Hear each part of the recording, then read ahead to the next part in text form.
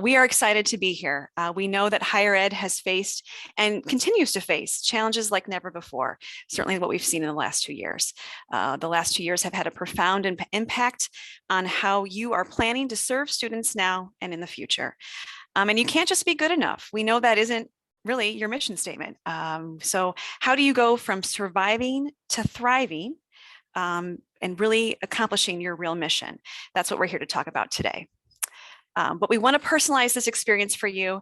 So this is your opportunity to engage with our strategy experts. Ask a question. We would love to share in your successes, hear your challenges, and really have a great conversation about strategy execution. So go ahead and use the chat or the Q&A if you're comfortable, and we'll get to those questions and comments as we see them come up. So I want to go ahead and introduce our team. I'm very privileged to work with these folks, learn from them, and have these great conversations like we're having today. And for what it's worth, we actually all were in a higher ed in past lives, and actually together.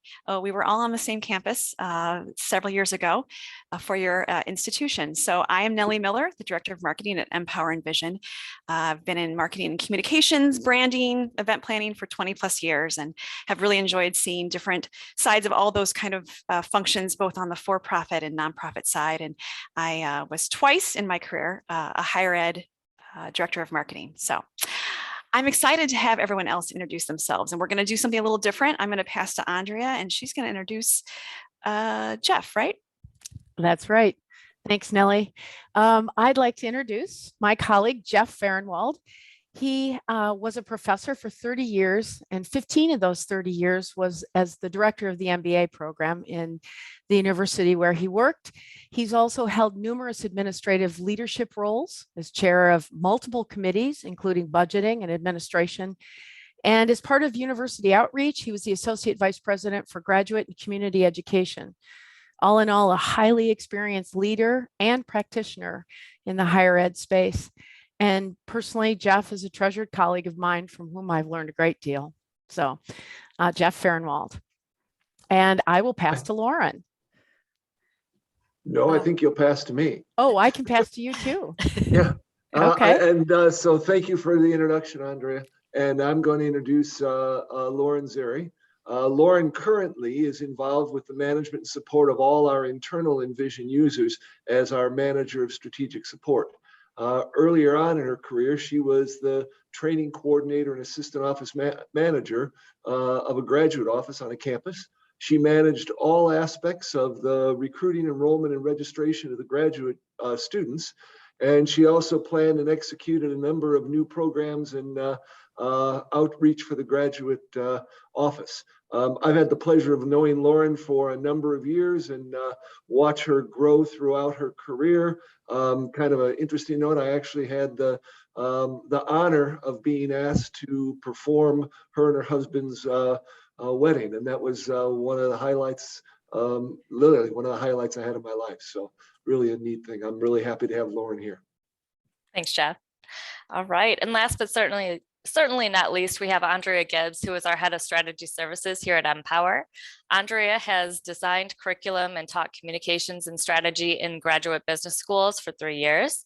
She has taught in the accelerated programs for BA and BS degrees. She's designed and taught in the college leadership certificate program for business and government. And she has 30 years of strategy and strategic communications facilitation experience for both companies and not-for-profits. I'm very excited to have a conversation with Andrea today. Great. Thanks, guys. So I got to say, it seems like yesterday we were all together on a college campus, right? It does. Yes. Yep.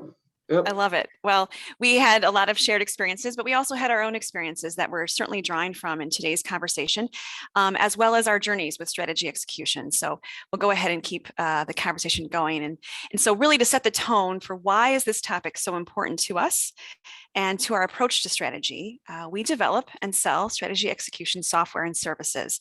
In fact, they're top rated, as you can see on your screen with all the different badges that we've earned.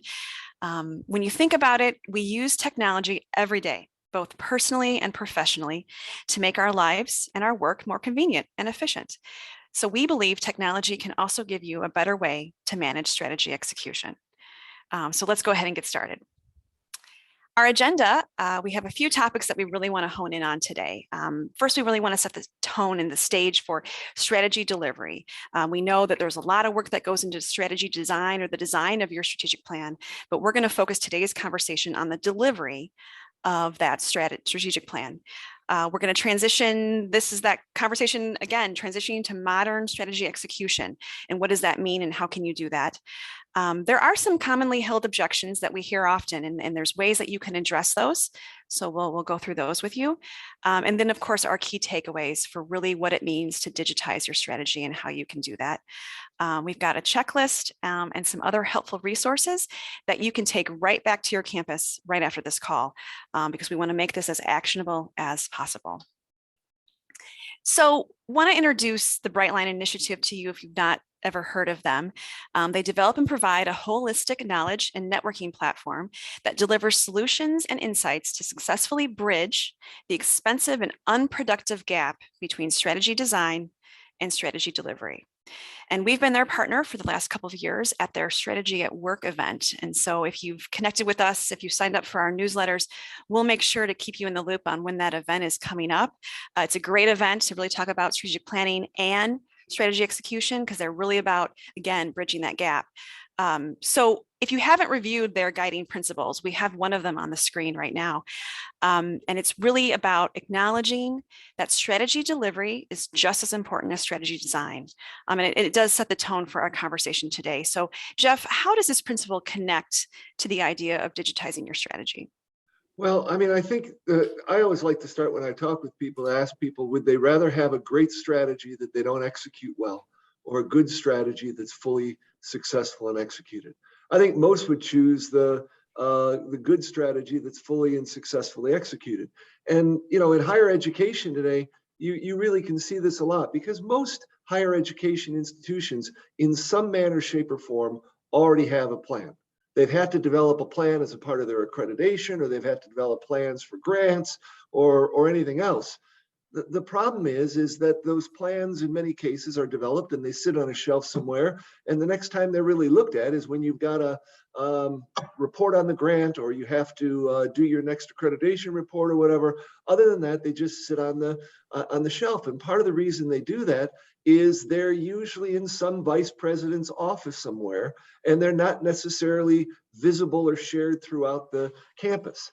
Execution is hard under any circumstances, but it's even harder in today's world without digitalization. Spreadsheets is not digitalization.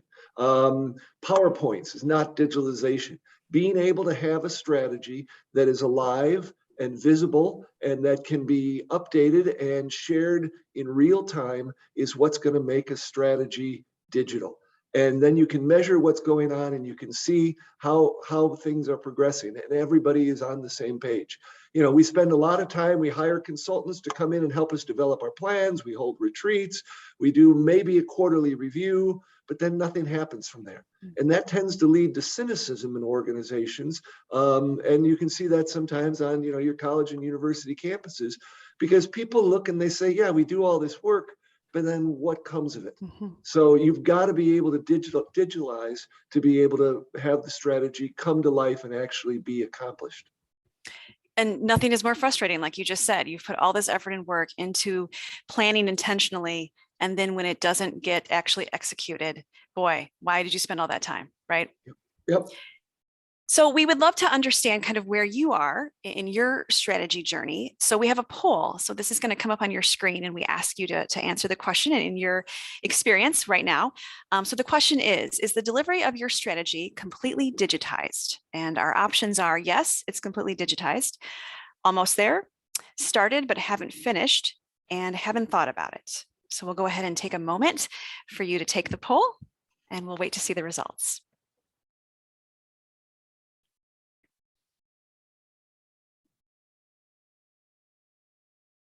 I'm looking forward to seeing where everyone is in their journey. I always think that's really fun to absolutely get feedback. But we need Jeopardy music. We'll get that Good in the point, budget Jeff. next time, Jeff. You can hum it if you want. Oh, no. Let's not offer that. No. Okay, so the results are in. 18% of our audience said yes, it's completely digitized. 9% said almost there. 55% said started but haven't finished, and 18% said haven't thought about it. Andrea, what's your reaction to these results? Well, I'm encouraged by 27% either completely digitizing or almost there. I think that is pretty high, frankly, given basically that people are getting used to this idea of putting strategy in a digitized format. Started but haven't finished. That I think is also positive too, because at least there's awareness there. That haven't thought about it. I think it's good that people are on and learning. So these are all really good numbers as far as I'm concerned. And they're showing a path toward getting to using technology to make sure that strategy is executed. Right. Well said. Thank you. We have one more question for all of you. This question is your role responsible for digitizing strategy? And the options include, I'm 100% responsible. I am part of a team that is responsible. I am a consultant who helps others digitize strategy, or I don't have any direct responsibility. So we'll go ahead and take a moment and wait for your answers. And Jeff, don't hum. Please don't hum. I'm humming in my mind. Yeah, it's like silent humming. Yes.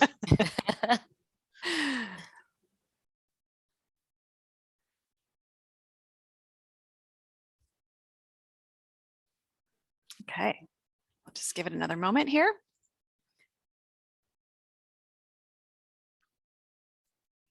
Okay, thank you all. The results are in. We had 0 respond with I'm 100% responsible. It looks like the majority of our audience, 78%, I am part of a team that is responsible. And then split kind of between 11% each is I am a consultant who helps others digitize strategy, and I don't have any direct responsibility. Lauren, what are your reactions? Well, I tend to agree with 0% being 100% responsible, because it's a team effort. But I would say regardless of how you answered this webinar, we'll have some good nuggets of information for you. If you've responded that you have no responsibility, then I would think throughout this webinar, what are some of the key takeaways that you might want to share with the team that is responsible for digitizing your strategy? That's great advice. Thank you for offering that. And, I think you couldn't have said it better. This is a team effort. I see you shaking your head, Andrea. And the collaboration that happens on college campuses and university campuses is really special. So we're glad to see that, aren't we? I think so. I think in any case, we're in a new era where, the leaders of any organization, campus or otherwise, went into a room, came up with the strategy, and it was almost like it was the best kept secret. And they brought it out, and a year later, they'd have to run around and decide whether or not they achieved that strategy.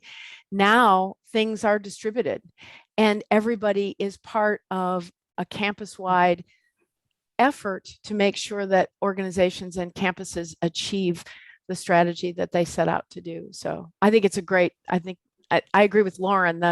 The 100% responsible, 0 response is actually a very good thing. Yeah, great.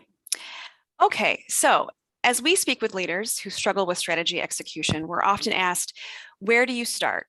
So Jeff, how do you even begin to transition to modern strategy execution?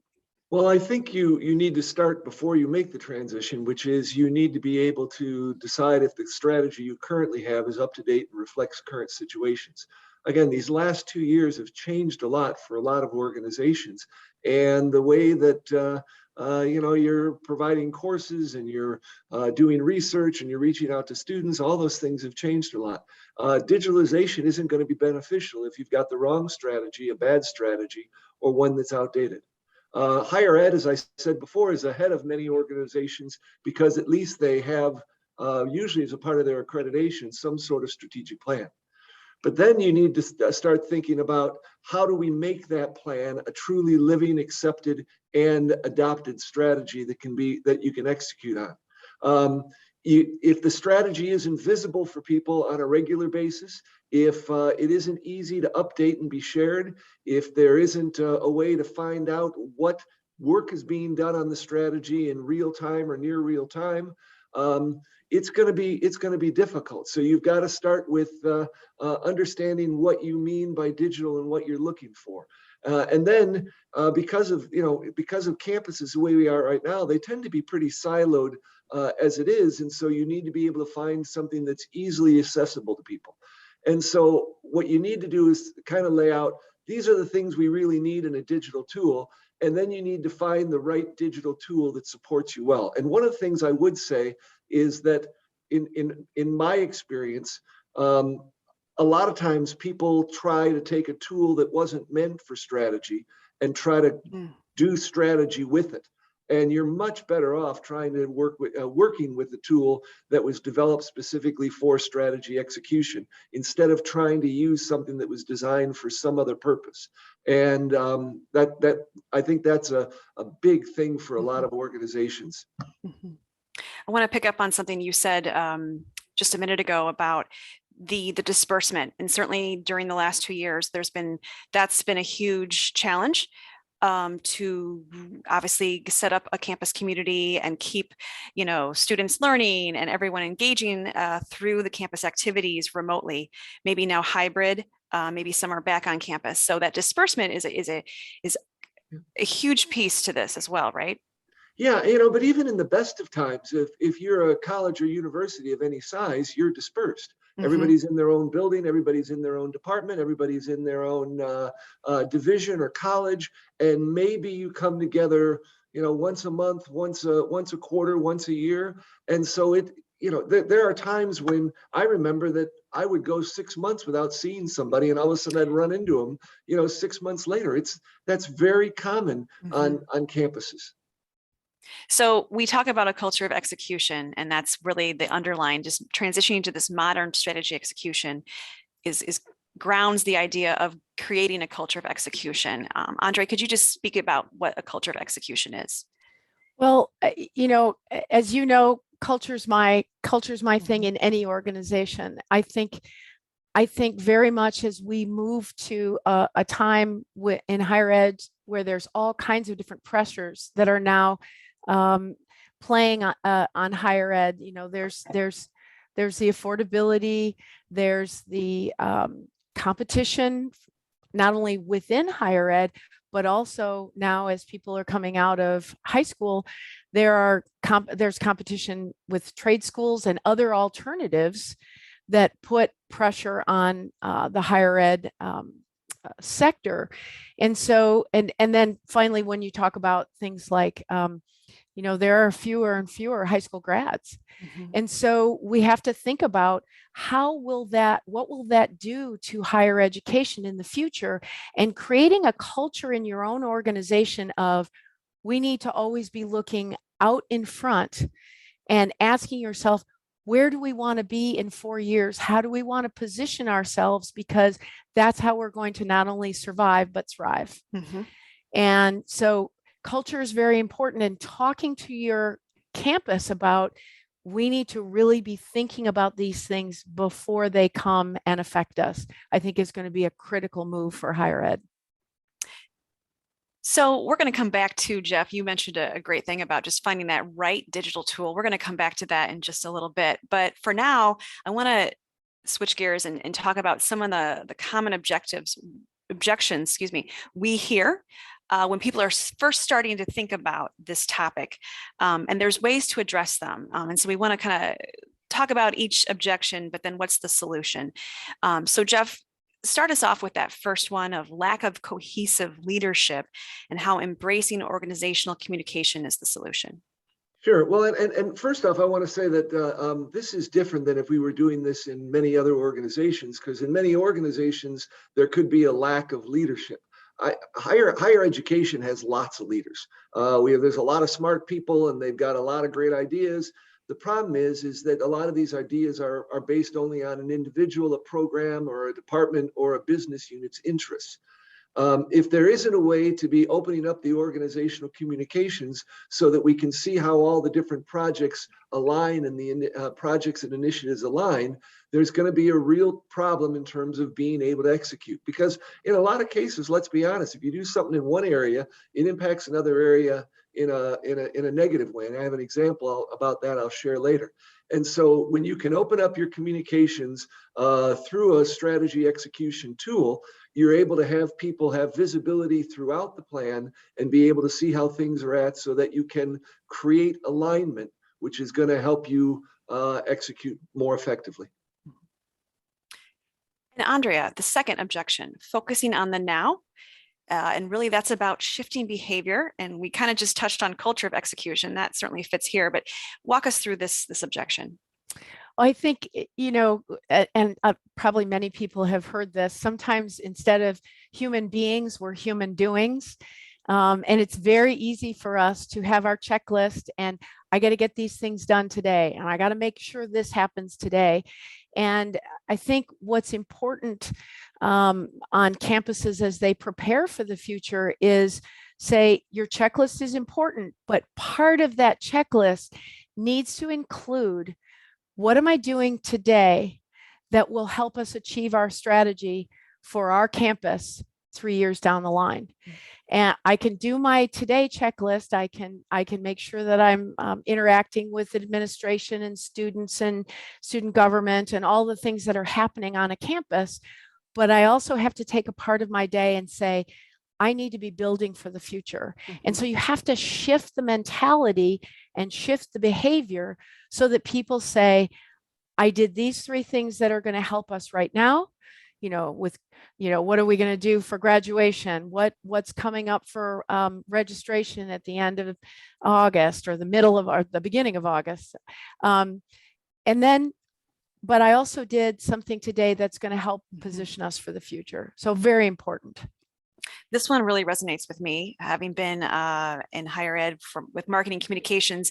Our department was very deadline driven, and we were really focused on tactical deadlines that needed to move things forward. So to have been able to balance, again, what we're focused on now, but also what we're focused on for the future, and how does that support the institution for 3 years down the road, would have been very powerful. Absolutely. Lauren, number 3, too big of an undertaking. And so we say start small, right? Absolutely.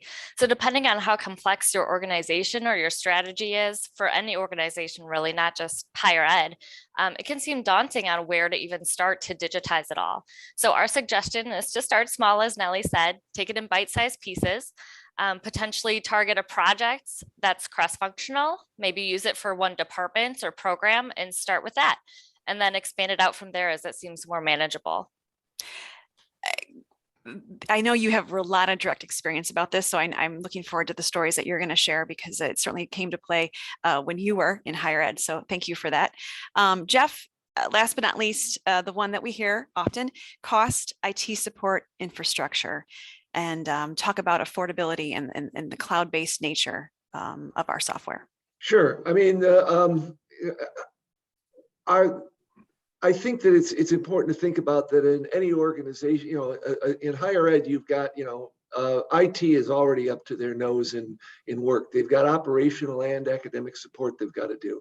They've got hardware and software for students, for academic purposes, and operational support for institutions. You've got everything from a learning management system to your academic offerings, to your registration system, to your admission systems, your finance systems, your facility systems. IT does not want to support another system. And so, you know, if you adopt a strategy execution software that's cloud-based, that's supported by the outside organization, the IT department really doesn't have much that they have to do with it. If it's easy to use, if it's got a lot of internal, or if it's got a lot of help screens and things that will help people move along, that works pretty well. And then affordability, you know, if you look at again, like a software like MPOWR Envision, it would be very affordable. It'd probably be much more affordable than just about any system or subscription that the IT department has on a campus right now. Well said. I mean, we're about value pricing. So part of this conversation, and we talked about it in the poll question, this is a team effort. So we're not going to price per user. It's based on how many, the idea that you need as many people as possible into your plan. And we can certainly meet you there with our pricing as it being very affordable.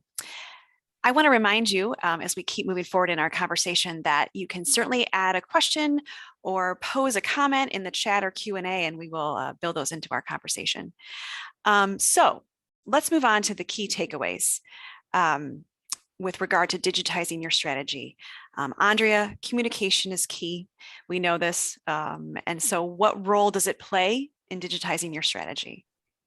Well, going back to what I kind of talked about before, when you have the top level of a campus, before they got together and they thought about strategy and they put it together, to Jeff's reference, much of that was done as a result of needing to have those things for grants, state support, federal support.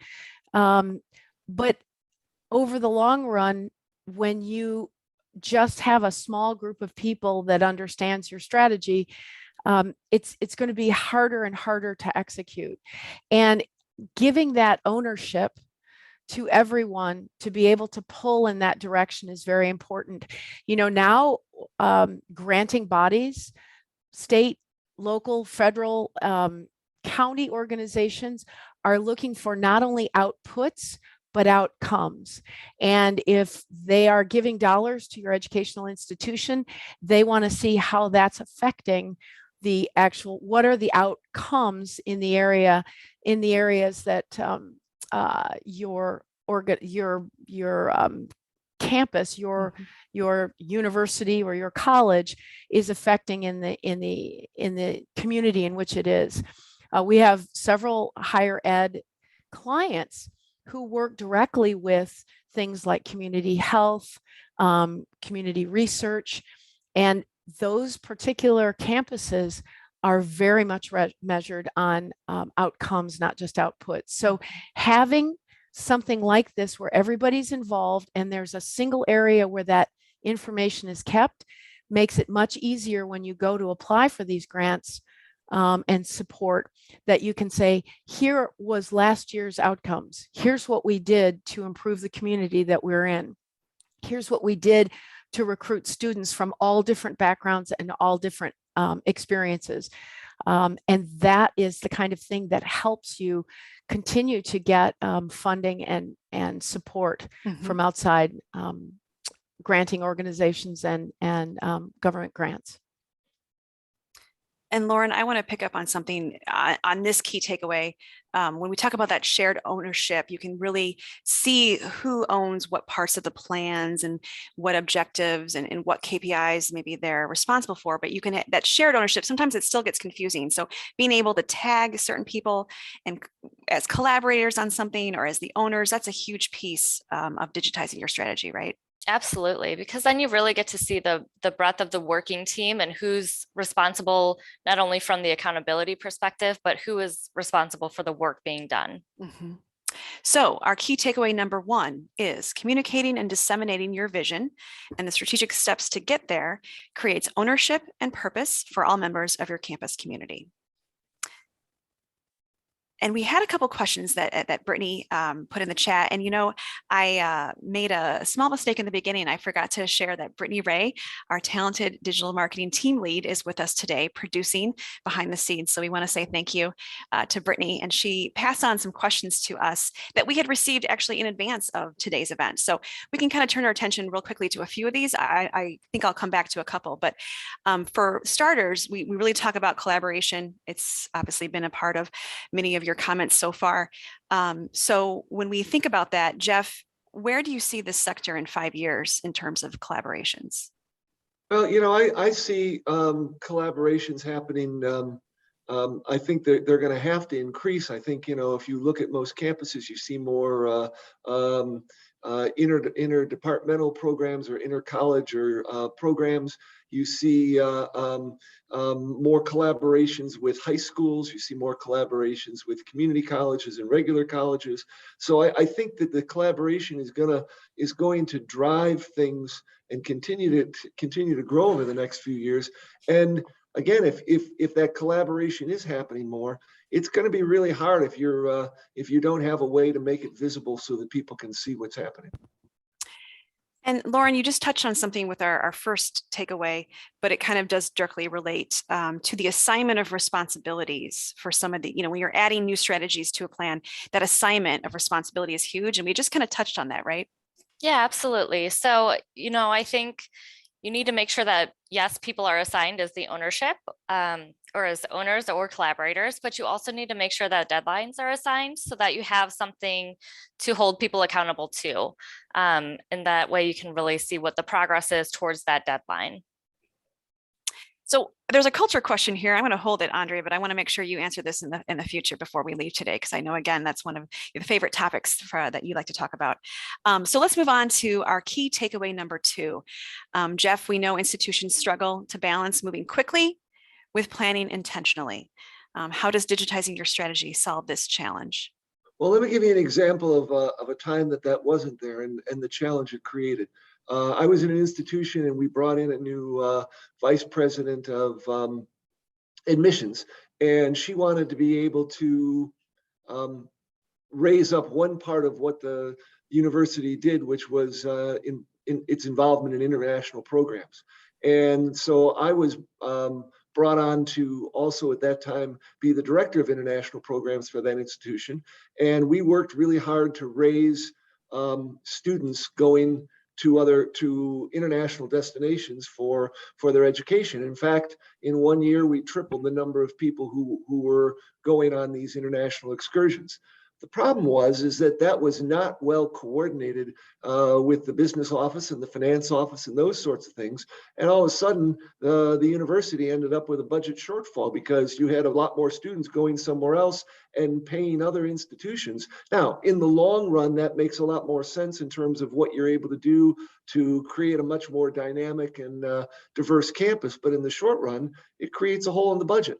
Mm-hmm. And so we were trying to move quickly because it was a way to help boost up enrollment, but boosting enrollment actually impacted the budgetary side of things in a very negative way. If the strategy had been digital, if it had been visible across the organization, if people had understood the types of things that were going on, this would have been caught and you could have addressed it in a different way. I'd just like to add too, we talk a lot about having the role of a champion in an organization or in higher ed with a software like Envision, and that really helps with the curation of alignments.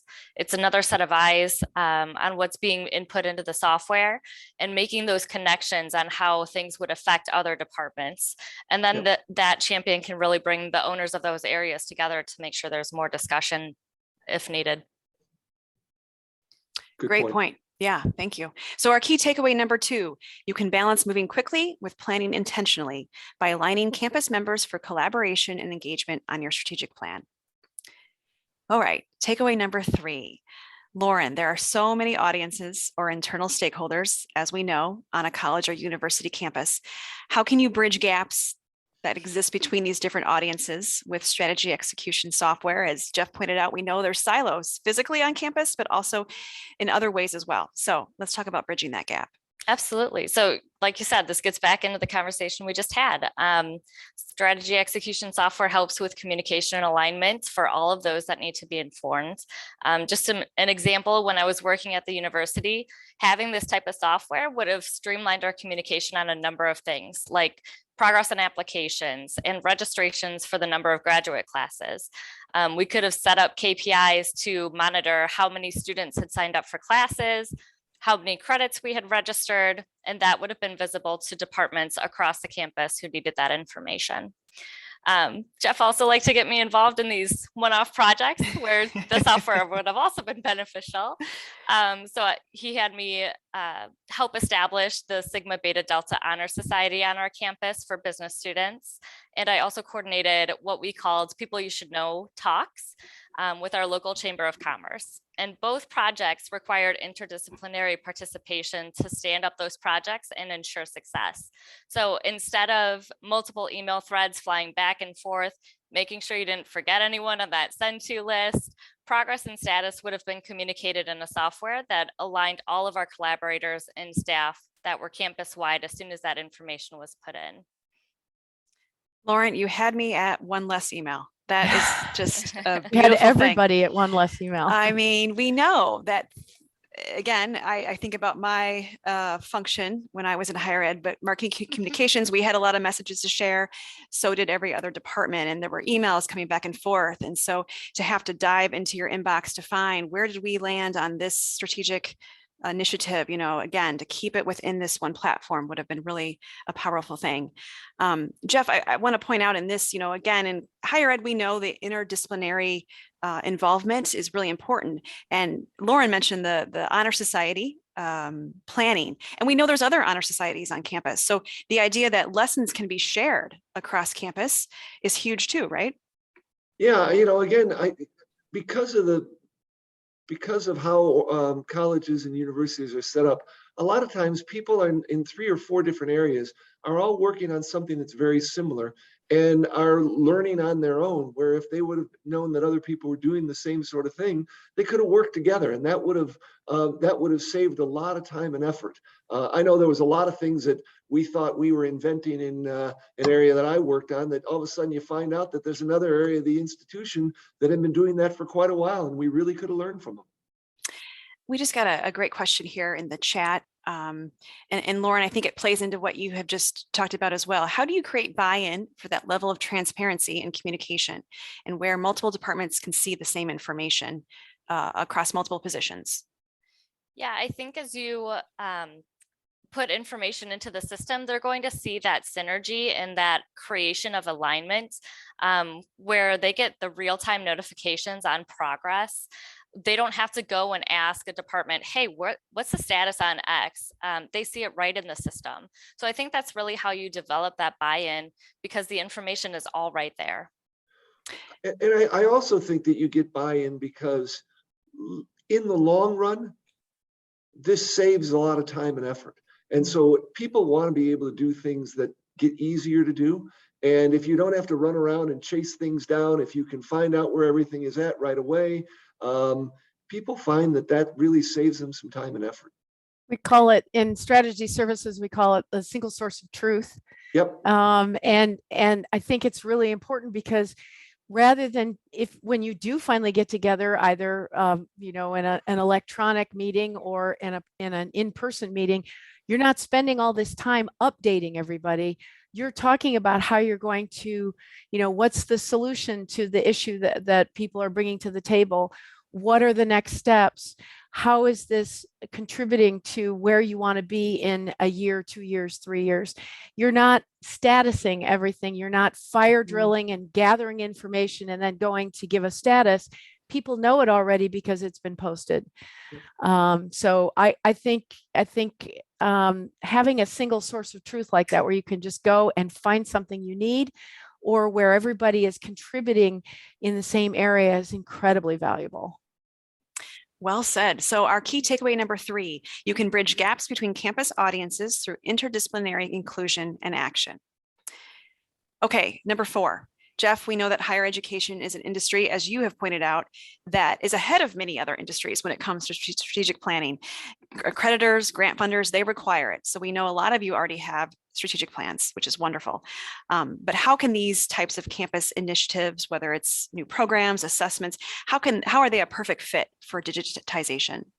Well, you know, I think what we need to realize is that when you digitize things, you're also, as Andrea talked about, you're looking forward, but you're also, as you're updating your plan and all, creating a record of what was done. And I think, you know, I go back to the accreditation process. I was responsible when I was associate vice president for graduate and community education. We were going through a reaccreditation, and so I had to write the accreditation report or pull it together from all the other people in my division. for that area. And it was a huge process because, you know, people had to go back and look at what they had done and where everything was at and how things had developed. Where if we had a digital tool, we could have gone back in the tool, looked at the progress notes that were there, looked at everything else was there. I probably could have cut my time writing that report by 60, 70%. And the people who worked for me probably could have cut their time to that much too, because as you're working your plan and as you're updating your plan, you're also creating that record, which can be then referred back to so that you understand what it is you've accomplished when you have to report to that to other people. And Andrea, I know you have experience with grants that showing transparency on the grant funding is huge too. It's important when you report out. And college campuses know it, you know, not-for-profits know it. It's where a lot of the funding comes to do the next one, the things that you need to do. That's correct. Yeah. And so you're expected to have that data, those outcomes, and you're expected to be able to say, this is what we accomplished with the money that you gave us. And so I think it's really, really important to be able to, and to have it be, you know, this was an effort of everybody who contributed, as opposed to just, well, we stood up this particular committee or academic process, and, you know, this is what we tried to do. This is a way to really focus on achieving those goals and securing that funding for the following year. Jeff also said something really interesting about creating a record. And Lauren, would love for you to just kind of react to that, because we know when there is turnover and people are leaving maybe an institution or coming for onboarding purposes, our software and Digitizing Your Strategy has a huge purpose for that as well, right? Oh, absolutely. When someone new joins, they're able to go back into that record of all of the progress notes for the areas that they're going to be picking up. So they have reference back to all of that past history and can get up to speed that much quicker. Which is a powerful thing, right, guys? Yep. Very much so. Our key takeaway number 4, you can plan and execute key campus initiatives, including new programs, assessments, accreditations, reaccreditations, and grant funding. Okay, last but not least, our final takeaway for today. Andrea, can any plan be digitized with the right software? I think so. I think, you know, we have a platform, and there are platforms out there that are what we would call method agnostic. You know, a lot of people work with different methods to create their strategy. That's, you know, there's Hoshin Conry, there's Balanced Scorecard, there's SWOT, which Blue Ocean. Blue Ocean. There are all kinds of them out there. And that's strategy formulation. But then you have to take the structure that you've created during the formulation of that strategy and apply it into a technology platform. And it's important, I think, to get a technology platform that is what I would call method agnostic, so that you can take whatever format your strategy plan comes in and lay it down into that platform. And so, and we have that kind of platform where the dependencies and the structure of the platform are very, very straightforward. It's clear how it's structured. It's laid out in the platform. People can see it. And so they know when they're loading their plan, you know, these are the important things that we have to get in the plan. Here's how we measure our success with our action items. Here's how we measure our success with our key performance indicators. And you don't need to have a specific type of strategy platform, strategy method to load into the platform. So I think it's really important when you're choosing technology to make sure that it is method agnostic. And Andrea, I would also add to that. I agree with everything you said, that you also want a tool that can be as complex or simple as you want it to be. Some people's plans are fairly simple, and you want a tool to be able to do that. But if you want to make them more complex, you also want a tool that can handle that. And again, there are some tools out there that just handle simple or that just handle complex, but don't necessarily handle the simple from simple to complex. Yeah. And that becomes, in my mind, very important for organizations. Yeah, I think that's a really good point. You can overcomplicate strategy, Yes. and I do Oh, think that people do that. And yes. then And it's sometimes very, I'm sorry to interrupt you. Sometimes the tools make you do that. You know, you feel perhaps. you got to put all this stuff in when really you don't need to. And I think also too, if you're hoping to involve a greater portion of your campus Yes. in your strategy achievement, it needs to be straightforward. While you might have a lot of PhDs on campus, you shouldn't need a PhD to run a strategy platform. You know what? That's our soundbite for today. I think Yeah, that I just like sums that. it up. That's good. We're going to use that in the future. So takeaway number 5, you can take any plan, program or department specific, campus wide, etc., and digitize it and manage its execution with the right software. I would just add, during my tenure in higher ed, we changed our institution's name. It was very exciting, but there was a lot of moving parts, and it was certainly supporting a very strategic initiative on campus. And to be able to put this kind of work and effort into a plan, into a tool like ours would have been really amazing.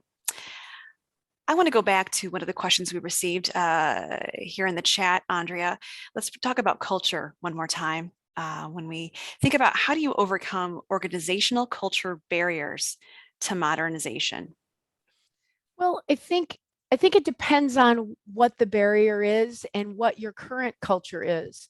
I think one of the most important things, and Lauren talked about it a little bit earlier, you have to start small and gather some successes in a particular area. Let's say it's a department or a particular school within a university, you know, the College of Arts and Sciences or the College of Medicine. Start small and get small wins. Again, don't overcomplicate.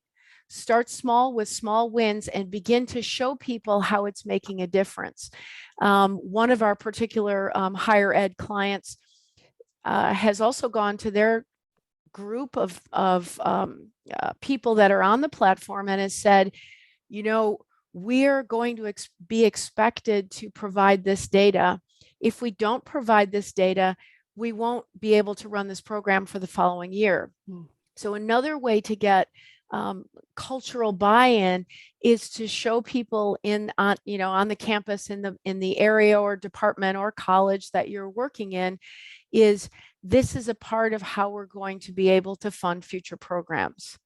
And so you gradually show people the value of being able to use something like this, use technology to be more productive, to continue your funding streams, to be able to collaborate and communicate with your colleagues in other areas of the campus. And I think it's really, really important.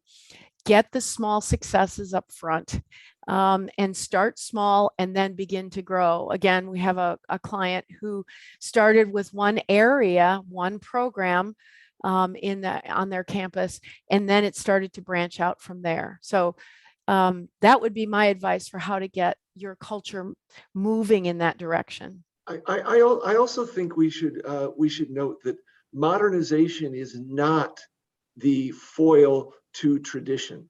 And I think sometimes, I mean, college campuses, university campuses have a deep traditions. All right. And in fact, a tool that's modern and that can communicate better, in fact, can actually support the tradition more, because it's easier to, again, create that in your mission and vision and create that in the objectives you're working on. And so sometimes when you hear people say that they're opposed to these things, what they're saying is they don't want to lose tradition. A tool like this can help you keep your traditions. Reinforce tradition. Mm-hmm. Yes. Jeff, you just said something, and I want to connect it to one of our questions that we received before today, when we had our RSVPs coming in. When someone is looking to adopt more modern strategies, but they have a limited staff, you know, what should be their priority? How do they think about priorities? Well, you know, I would, again, we've already talked about, you can start in one area, you can make it specific to an area. You can also go the other way and just start with the overarching part of the mission and vision of the organization and just drive it down a level. So there's a number of ways to do it. And I think that, again, if you get the right tool, it's not really complicated and it's not going to take a lot of staff time. I mean, we know that people who use our tool, the average person maybe takes 10 minutes a week working on this. It's not like this is something that in order to implement it, it's not like implementing a brand new enrollment management system where it's going to take you 6 months and all these other things going on. This sort of thing can be done quickly and really seamlessly, and you can be up and running. And it's done in real time. You don't have to wait for that next meeting. You don't have to wait for just seeing that colleague. You can input the information right into the software, and it goes out depending on who is seeing what reports and what activity digests or notifications, and boom, it's right and off you're on to the next thing. So as we've talked to, meetings become more powerful because you're not talking about what happened in the past. You can focus on what you should be doing in the future. We have another question. How has a tool like this been utilized to support base budget allocations at the departmental and division levels? I'll kind of open it up to the group to react to that question. You know, this is not something that replaces your financial system. What it can do is it can, but a financial system is driven by certain measurements or certain key performance indicators that you want to be able to reach. And so this tool supports those key performance indicators to be able to make those things happen. But it is not a tool that's out there to replace your finance system. It's a tool that can go and can enhance your finance system. And depending on what your finance system is like, our tool has an open API system, and you may be able to pull some of the measures from your finance system into this and vice versa. And I'll say it gives a little more context too, because in our system with the KPIs, you can add some more color around, you know, why was it red this month versus yellow last month? And you can really tell the story through a progress note. Okay, so we talk about the right digital software. Go ahead, Jeff. Yep. There was one thing that Laura added on to that, the data to support more funds. Again, if you're able to, in a university setting, let's be honest, there are a limited number of funds and there's competition for those funds. Usually those funds are distributed based on how well you're performing and what you're doing with those funds. And as Andrea mentioned, the outputs that are there. And if you have a tool like this where you're keeping track of what you're doing, the next time that your budgeting comes around, the next time that your funding comes around, you're able to show how you've effectively been using what you have, and that could give you a leg up on other areas. Laura just added, well said, thank you. So thank you, Jeff. When we think about, again, the right software, what should you look for? And so we have a software checklist, things that we really feel strongly our software brings to the table, and others should too. But for sure, ours was really ultimately simply built for strategy. I think Jeff mentioned this, and even Andrea, when you made the comment about you should not need a PhD in order to understand how to utilize a software to help you digitize your strategy. Is the software straightforward, flexible, adaptable to how you plan now and how you need to execute your plans in the future? What about visibility? You heard us talk about the single source of truth. This is one place, one platform that holds that single source of truth and then shares it across the campus so everyone's on the same page. And people can see progress, they can see measurements against those KPIs, and again, have more productivity built into their everyday worlds. What about onboarding services? Do you have a partner? One of the things that we pride ourselves in is our 100% rating in the quality of our support. We get that from G2, which is the largest tech marketplace. We're very proud of that rating because we are your partner in your strategy journey. And it is a journey, right, guys? I mean, as we've talked about. So yep. We are here to help wherever you are in that stage of your journey. And then we've also talked about that alignment and how is that cross-functional or interdisciplinary involvement happening so people can come together and work together on all the strategic initiatives that you have in place. So I'll just pause in case there's any other questions that anyone wants to add in the chat. I think it's been a great conversation. I know you guys, again, we could keep talking. And, I'd also offer during this moment, we can help if you're looking for support in creating strategy. That is something that we also do. And so we would love to talk more about that with you offline in the future.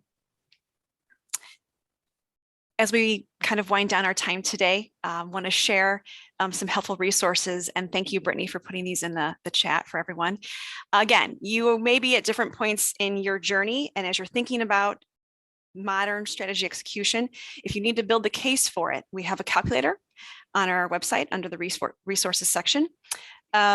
Or maybe you really want to kind of assess where you are. And Andrea, why is this digital assessment? I want to kind of just turn to you real quickly. This assessment that we have, how can that help? Well, I think, different organizations are at different places in their strategy journey.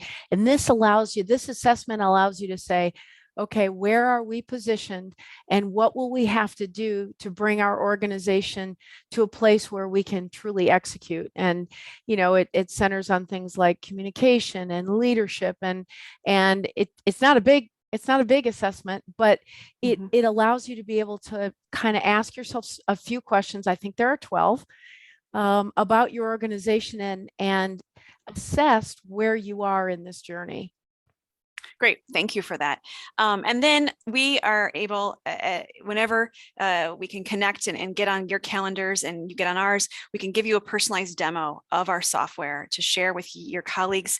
So everyone who is a part of this decision can see the power of our software, understand how it could be rolled out, and we can certainly really customize the conversation around your challenges and what you're looking to accomplish.